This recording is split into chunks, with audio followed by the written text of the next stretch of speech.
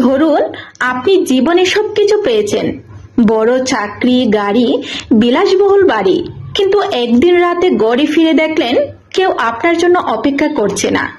মা চুপচাপ বসে আছেন, সন্তানদের চোখে কোনো উচ্ছ্বাস নেই, স্ত্রী বা স্বামীও দূরে। সেই মুহূর্তে মনে হবে, আমি কি সত্যি সুখী? একটা বাস্তব উদাহরণ বলি। আমার এক বন্ধু সারা জীবন ব্যবসায় ব্যস্ত ছিলেন। সন্তানদের স্কুল, খেলাধুলা সবকিছুতে তিনি ব্যস্ত থাকার অজুহাত খুঁজতেন। একদিন স্ত্রী বললেন, শুধু 2 মিনিট এক কাপ চায়ের সময়।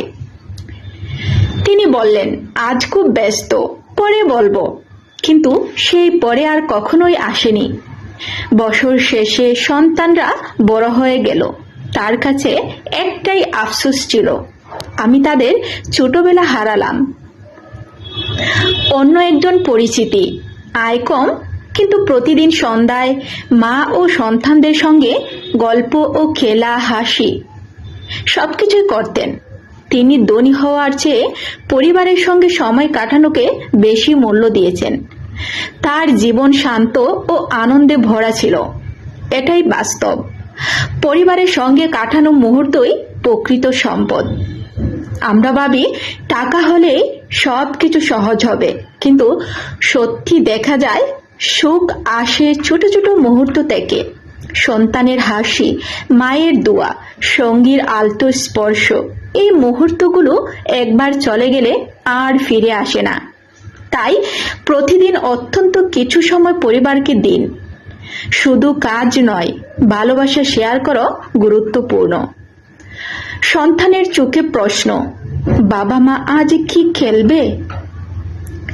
মায়ের চোখে অপেক্ষার ছাপ, শুধু 2 মিনিট কথা হবে। স্ত্রী বা স্বামী বলবে, আজ শুধু একসাথে সময় কাটাই। এই ছোট মুহূর্তগুলোই জীবনের বড় আনন্দের উৎস। যদি আমরা আজ ব্যস্ত থাকি, কাল আফসোস ছাড়া আর কিছুই পাবো না। মনে রাখবেন, জীবন ছোট, সময় দ্রুত চলে যায়। টাকা পয়সা আবার উপার্জন করা যায় না, কিন্তু হারানো সম্পর্ক ফিরে আসে না। তাই আজ থেকেই শুরু করুন।